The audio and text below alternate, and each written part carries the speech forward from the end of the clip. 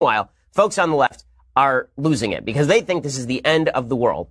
And they've demonstrated full scale how radical they are when it comes to the Supreme Court. They believe the Supreme Court exists merely to uphold their policy priorities. I believe the Supreme Court exists mainly to uphold the Constitution.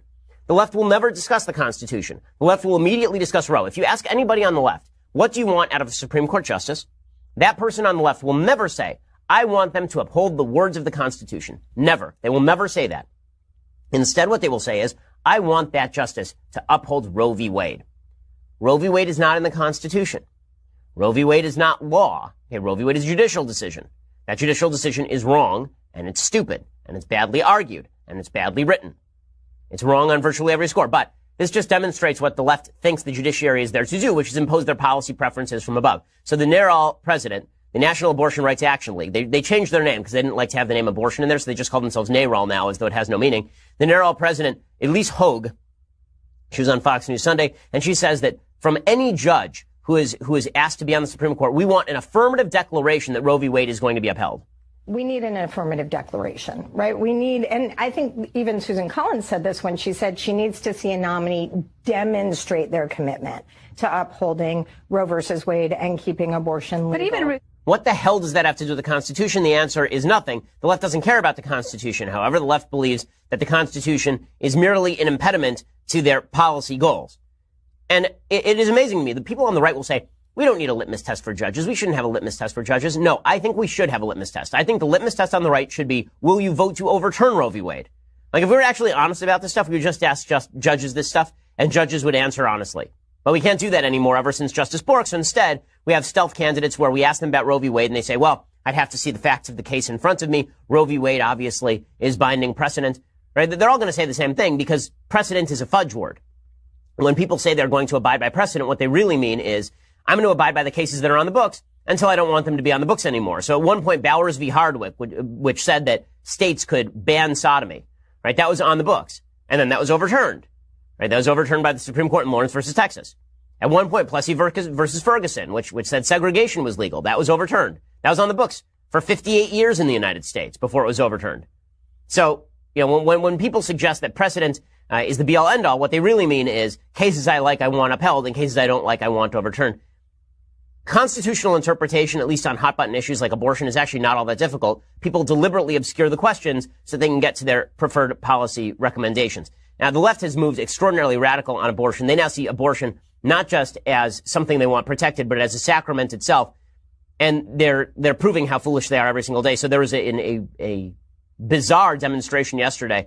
We're so concerned with owning the cons and owning the libs these days that people are willing to do the stupidest possible things. So a bunch of women decided to go out and dress themselves in Handmaid's Tales outfits because they went and they got like red habits. They got like red robes and the white potato chip hats and all the rest of this. And they're wandering around Arizona in the 110 degree weather in order to own the cons or something. So here they were walking around and jabbering about Roe v. Wade. You can see them here saying, it says, keep your theology off our biology. Get out of our privates. Ladies, I have no interest. Okay, keep your theology. And then there's pictures of abortion hangers and all these women who are walking around in 110 degree weather as though they are going to be made handmaidens if they can't kill the babies inside their womb. The most obvious example, by the way, of the stupidity of the left on this issue comes courtesy of Michelle Wolf, who is just an awful human being. So Michelle Wolf, you'll recall from being terrible at comedy and also being on the White House Correspondents' Dinner where she yelled about her vagina or some such. She decided that in honor of the 4th of July, the most American thing she could think of was killing your baby in the womb and cutting its brain out. So here she is doing her 4th of July special in which she does a full-on Star-Spangled tribute to killing your baby in the womb. Women, don't forget, you have the power to give life and men will try to control that. Don't let them! God bless abortions and God bless America! God bless abortions and God bless America. It says the Break's 10th annual salute to abortion. Wow. God bless America and God bless abortion. The perverse level of love for abortion, abortion as a sacrament, abortion as a sign of bravery, abortion as a sign of decency on the left. This is why they are so concerned that Roe v. Wade is going to be overturned. Not because Roe v. Wade being overturned will actually amount to the illegalization of abortion, but simply because they're afraid that people might actually want to vote on the issue of whether you ought to kill your baby in the womb. And they can't win this argument because this argument is unwinnable. People should not be allowed to kill babies in the womb. Even most Democrats believe that there should be significant restrictions on the ability to kill a baby in the womb. Right? They may not agree on how early you ban that, but most of them agree that 20 weeks and on, that should be banned.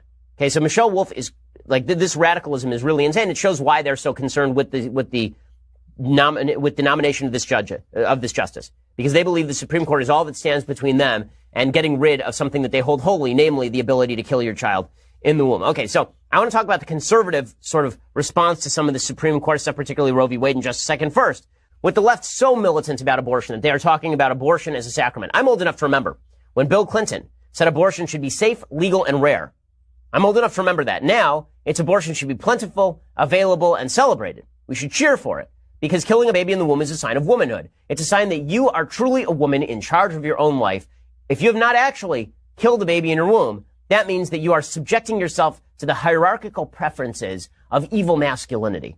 But if you kill a baby in the womb, that shows that you've stood up to the man. Sure, you might have killed a baby in the process, but at least you stood up to the man.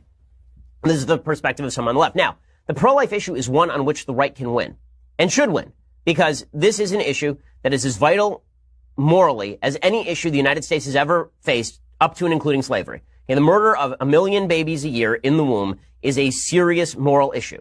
And if you don't think it's a serious moral issue, it's because you haven't looked at it hard enough. Okay, but folks on the right tend to shy away from this, and it's a serious problem. So Leonard Leo, who's one of the fellows who's helping Trump select the next Supreme Court justice, he was on Sunday he was on This Week on ABC, and he said that rumors of Roe being overturned, that's greatly exaggerated. Why is it always the job of the right to quell rumors about Roe being overturned? I don't understand this. Why shouldn't the right say, hell yes, we want to overturn Roe because it's a bad decision? Why shouldn't that be something the right campaigns on? By the way, overturning Roe does not mean that abortion becomes illegal across 50 states. If you think that California is suddenly going to ban abortion, you're out of your mind. California is not going to ban abortion. Neither is Massachusetts, neither is New York, neither is New Jersey, neither is Illinois. Right? There are too many states in the union that are going to allow abortion to continue unfettered. But the right is constantly running away from their own positions on this stuff. So Leonard Leo, whom I think is a quite brilliant legal mind, here is saying, well, Roe's not going to be overturned. Let's stop with all the fright. Why is everyone so worried? First of all, nobody really knows. We've been talking about this for 36 years, going all the way back to the nomination of Sandra O'Connor. And after that 36-year period, we only have a single individual on the court who has expressly said he would overturn Roe. So I think it's a bit of a scare tactic and rank speculation more than anything else. Okay, so, all of the talk about don't worry about it, it's just speculation. The right is constantly attempting to run away from this issue. So more evidence of this. Tomi Lahren, who I've refrained from criticizing generally because, Tomi does what Tomi does. But Tomi Lahren has now made the case that we should never speak about abortion. This is, of course, because she is pro-choice. Tomi Lahren is pro-abortion. She went on The View and she suggested that it's only religious objection to abortion that was driving the right's objection to abortion. So she was on Fox News Final Thoughts, and she suggested that Republicans only win by staying out of the social issues. To be honest, the federal government does few things well, and I believe regulating social issues is an area where it fails. Let the churches, the nonprofits, and the community groups step in, not almighty Uncle Sam. Okay, so I am generally friendly to libertarian arguments, but this is not any social issue when you are talking about abortion. When you're talking about abortion, you're talking about an issue of protecting human life. Okay, by this definition, slavery is a social issue. By the way, Tomi Lahren is very fond of talking about social issues when it suits her purposes. I mean, how many times have you heard Tomi Lahren talk about the flag and patriotism and kneeling for the national anthem and culture? I mean, that's what Tomi Lahren specializes in. She's not exactly a Milton Friedman economist, right? You're not going to hear her sitting there spouting Vienna School of Economics explanations of trade theory, right? That's not Tomi's thing. So for her to say that we are not going to focus in on social issues because otherwise we're never going to win, I think is foolish. Not only is it foolish, let's be real about this. If the right is not fighting to protect human life, then the right is not doing its job. No victory that leaves behind babies in the womb to be carved apart and then flushed down a toilet, no right that does that in the name of victory is winning a victory that is worth fighting for. Victory has to mean something, and one of those things that victory has to mean is standing up for the lives of the unborn. Now, Tomi responded to all of this. She got heavy flack from a lot of folks on the right for saying all of this, that the right should leave behind the social issues. By the way, Donald Trump didn't leave behind the social issues during the election cycle. He was very pro-life during the election cycle, at least insofar as what he had to say. And Tomi then tweeted something out about how she's not going to be cudgeled into believing something that she doesn't believe.